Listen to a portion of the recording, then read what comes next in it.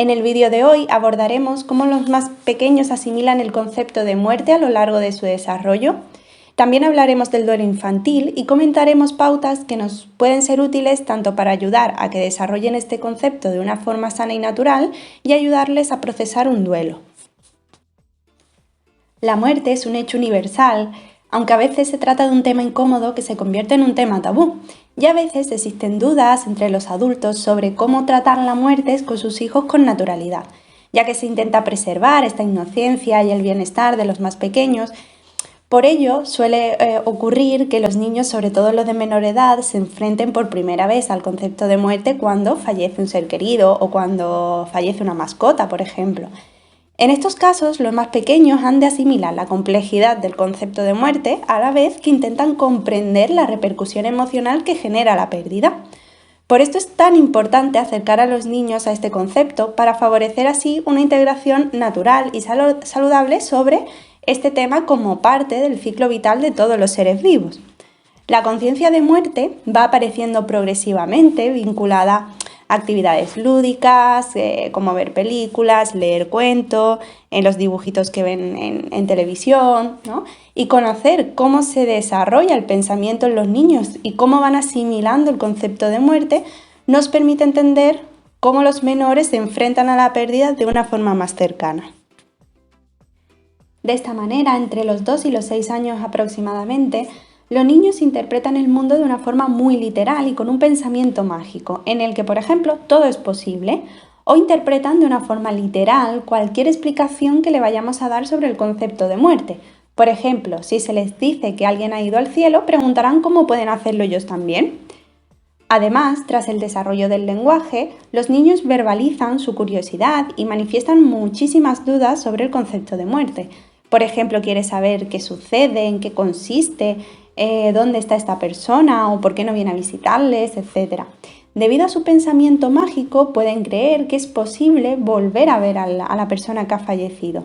Es decir, que tienen dificultades para comprender el concepto de muerte, ya que entienden la muerte como un suceso reversible. Por otro lado, el concepto de insensibilidad tras la muerte está todavía en construcción. Creen que la persona puede seguir viva, puede experimentar sentimientos, puede experimentar sensaciones, etc.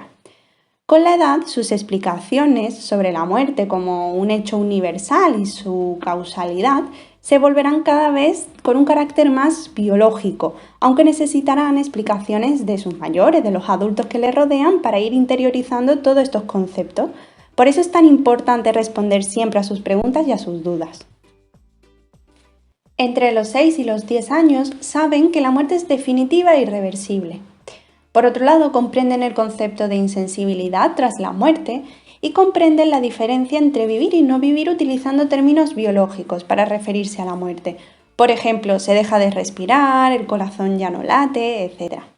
Hacia los 8 o 9 años aproximadamente comienzan a entender que también les puede ocurrir a ellos o a las personas que les rodean, lo que les empieza a generar mucha angustia. Y comienzan también a interesarse por las ceremonias de despedida o los ritos funerarios, incluso pueden mostrar deseo de participar en ellos. En este caso será importante permitirles participar y también será fundamental explicarles con antelación en qué consisten. En torno a la preadolescencia ya comprenden el significado de muerte en su totalidad y lo que implica, que es irreversible, universal e implica el fin de las funciones vitales. Son plenamente conscientes de su propia mortalidad y puede producirles mucha inquietud este tema.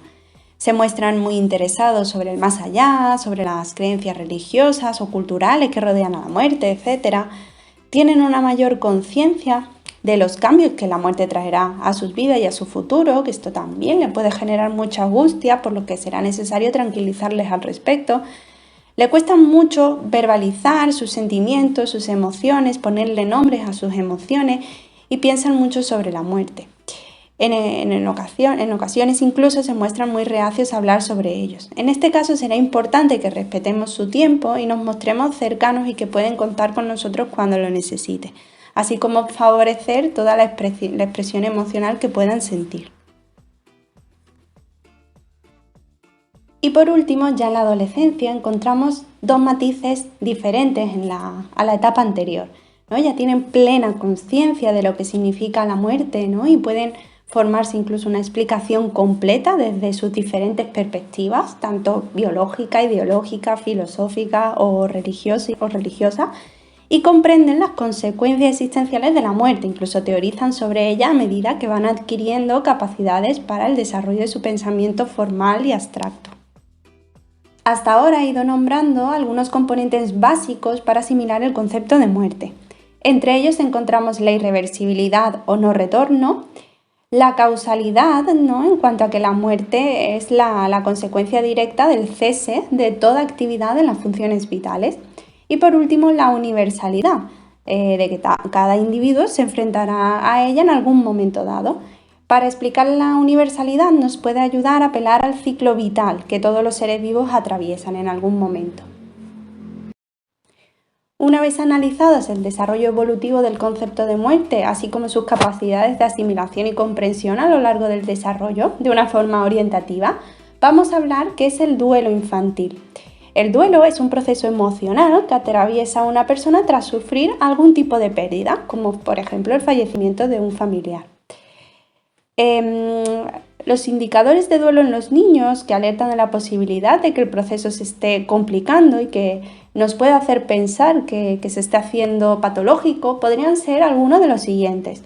Por ejemplo, encontramos la añoranza o el anhelo continuado y persistente por la persona que ha fallecido, estado de ánimo muy disfórico, muy inestable o incluso aparece la culpa o la irritabilidad, reproches continuos hacia el fallecido, temores excesivos de que se puedan dar otras pérdidas en las personas que le rodean, rechazo hacia miembros de la familia que quieren cuidarle, dificultad para establecer nuevos vínculos afectivos con otras personas, comportamientos regresivos a etapas anteriores, esto puede ser muy común, a etapas anteriores de su desarrollo, excesivo miedo por las noches, por ejemplo con pesadillas o terrores nocturnos, problemas en la alimentación o en el rendimiento escolar, donde se puede observar una disminución, pérdida de intereses, de cosas que antes sí le gustaban o le entusiasmaban y ahora no.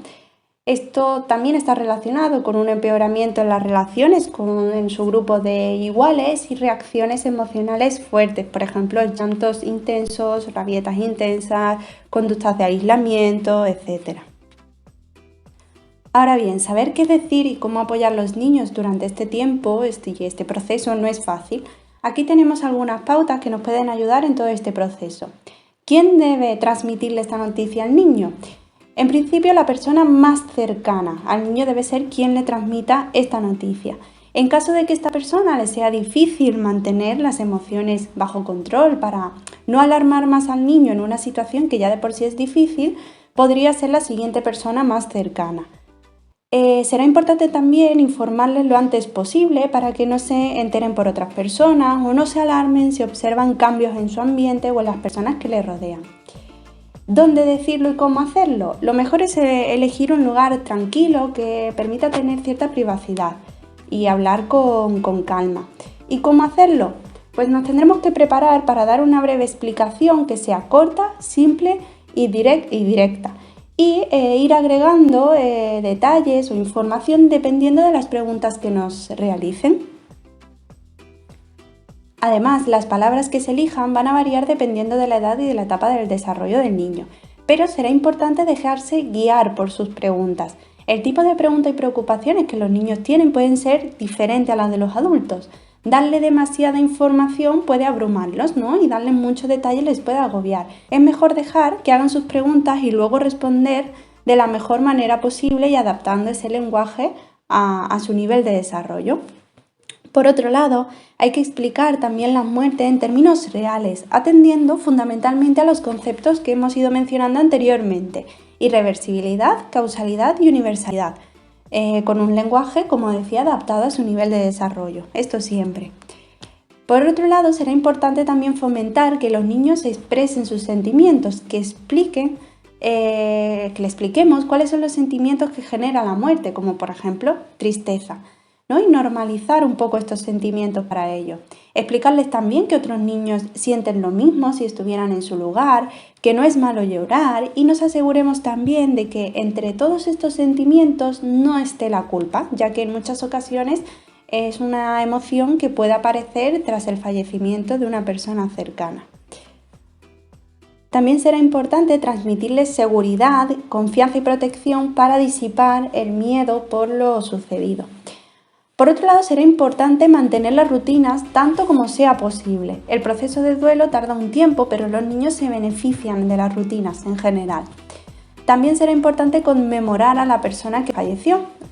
Recordar es parte del proceso de duelo y esto se puede realizar de muchísimas formas. Por ejemplo, compartiendo recuerdos o mencionar el nombre de la persona que murió para que el niño sepa que no está prohibido hablar de esa persona y recordarla. Recordar sus fotos, participar en los actos de despedida, como por ejemplo en los funerales, cuando ya tiene 6 años en adelante. Y también es fundamental darles seguridad sobre su propia vida, hacerles ver que nosotros nos haremos cargo de lo posible en todas las cosas que necesiten.